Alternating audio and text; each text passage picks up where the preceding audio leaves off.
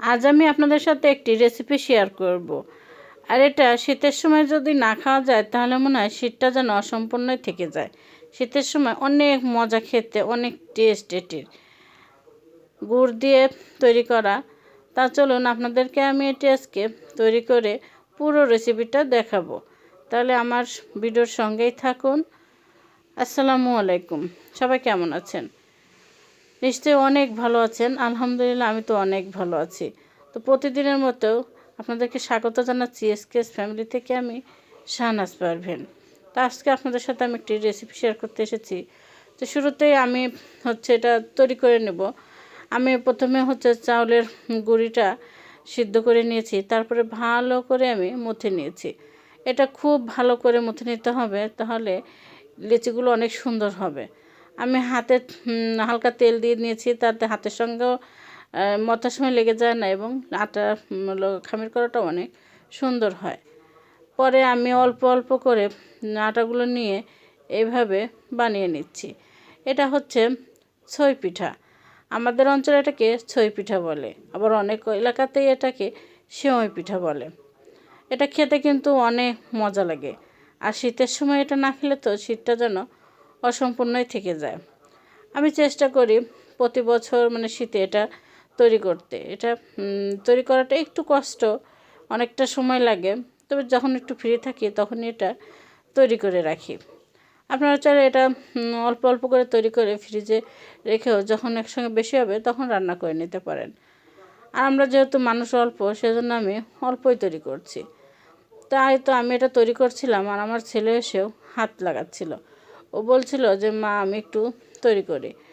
তো আর এরকম দেখে আমার ছোটোবেলাটা খুব মনে পড়ছিল।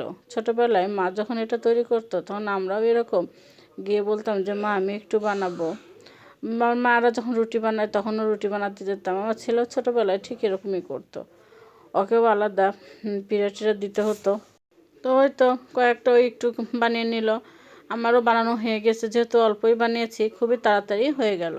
তো এগুলো আমি এখন উঠিয়ে রাখবো। দেখে আমি এটা কিছুক্ষণ পরে রান্না করব।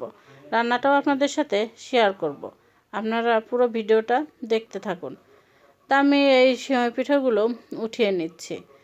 আর এটা হাতে তৈরি করার সময় অল্প অল্প চাউলের গুঁড়ি দিতে হয়, তাহলে হাতের সঙ্গে লেগে যায় না, আর খুব দ্রুত করা যায়। তাই তো আমি সবগুলো উঠিয়ে নিয়েছি। দেখতে কিন্তু খুবই সুন্দর লাগছে।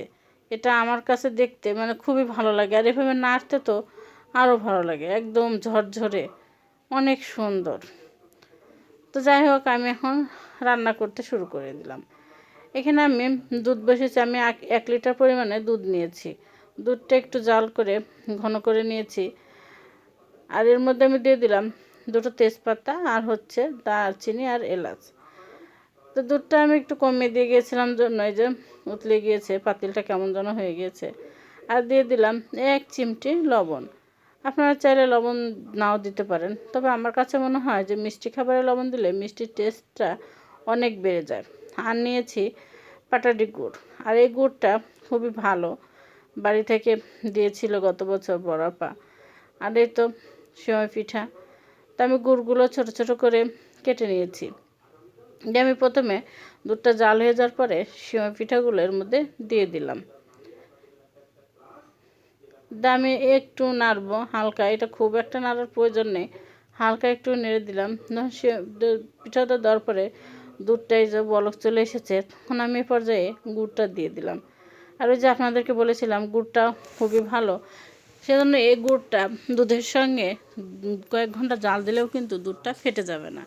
কিন্তু আপনারা যদি বাজার থেকে কিনে নিয়ে আসেন, সে গুড়টা অনেক সময় ভালো থাকে না। সেক্ষেত্রে আপনারা এটা আলাদা একটু গরম করে নিয়েও দুধে পরে মেশাতে পারেন। তা আমার যেহেতু দুধটা আমার জানায় অর্ডার দিয়ে নেওয়া, সেজন্য ভালো বলে আমি একসঙ্গে দিয়ে দিয়েছি।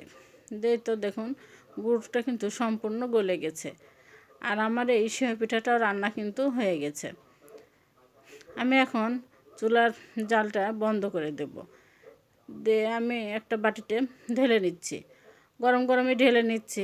তারপরে এটা যখন একটু ঠান্ডা হয়ে যাবে তখন এটা খাওয়ার জন্য তৈরি হয়ে যাবে। আর গরম হয়ে গেলে এটা অনেকটা শক্ত হয়ে যাবে। সুন্দরভাবে আমি ঢেলে নিলাম বাটিতে। এটা একটু ঠান্ডা হতে থাক।